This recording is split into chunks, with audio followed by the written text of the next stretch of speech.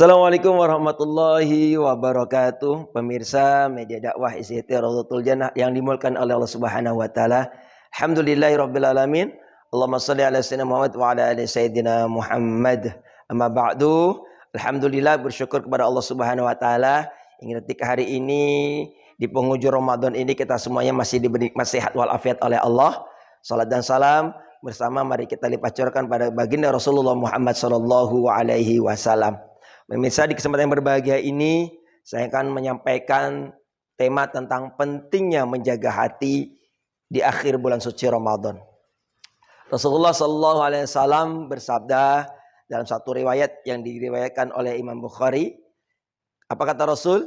Ala wa inna fil jasadi mudghatan. Idza shalahat shalahal jasadu kulluh wa idza fasadat fasadal jasadu kulluh. Ala wahiyal qalbu.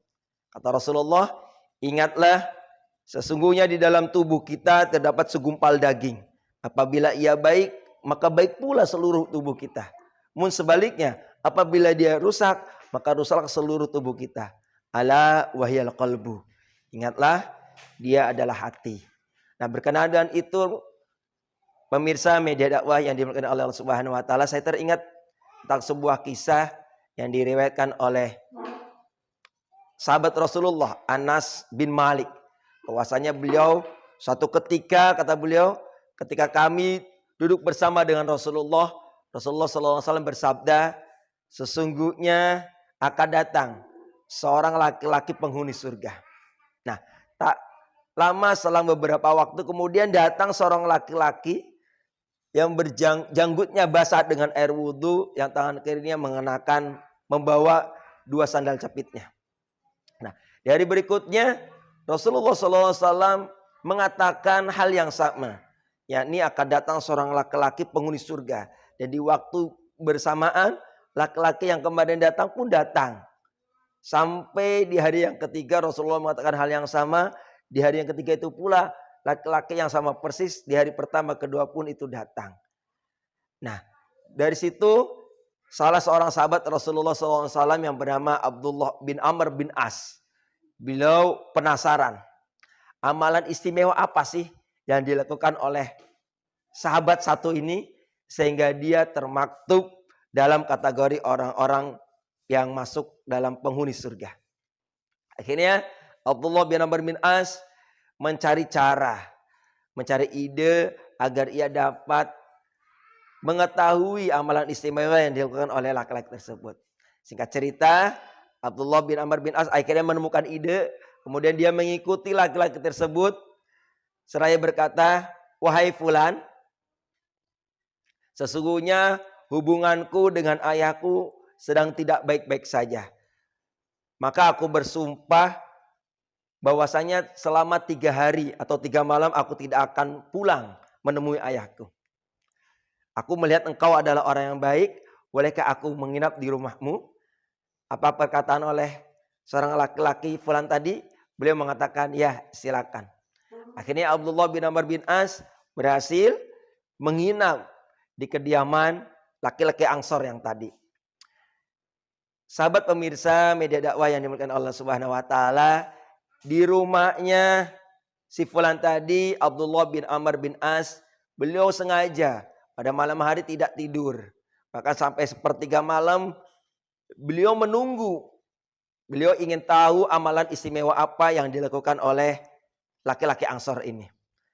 Ternyata walhasil sampai fajar pun tiba, beliau tidak menemukan amalan istimewa yang dilakukan oleh laki-laki tersebut. Bahkan di malam pertama, kedua, sampai malam ketiga. Pemirsa media dakwah yang dilakukan oleh Allah Subhanahu wa taala, akhirnya di hari terakhir Abdullah bin Amr bin As pun pamitan. Seraya berkata kepada si fulan, ya fulan, sesungguhnya hubunganku dengan ayahku sebenarnya baik-baik saja. Aku berkata seperti itu karena aku mendengar Rasulullah berkata bahwasanya akan datang seorang laki-laki penghuni surga. Dan di waktu yang sama engkau pun datang. Bahkan Rasulullah mengatakan tidak hanya sekali, bahkan sampai 3 waktu yang berbeda dan 3 tempat yang berbeda. Maka disebabkan itulah aku ingin tahu amalan istimewa apa yang kau lakukan. Kemudian laki-laki tersebut menjawab, wahai Abdullah, sesungguhnya amalanku biasa-biasa saja. Seperti yang kau lihat, seperti maklumnya umat muslim yang dilakukan. Akhirnya Abdullah bin Amr bin As pun berpamitan. Ketika beliau baru beberapa langkah dari rumahnya laki-laki Ansor ini, kemudian laki-laki ini memanggil Abdullah. Wahai Abdullah, kemarilah engkau. Aku baru ingat. Benar, amalanku memang biasa-biasa saja. Tapi aku sebisa mungkin menjaga hatiku untuk tidak memiliki sifat dendam. Untuk tidak memiliki sifat hasud atau dengki. Untuk tidak memiliki sifat sombong atau takabur.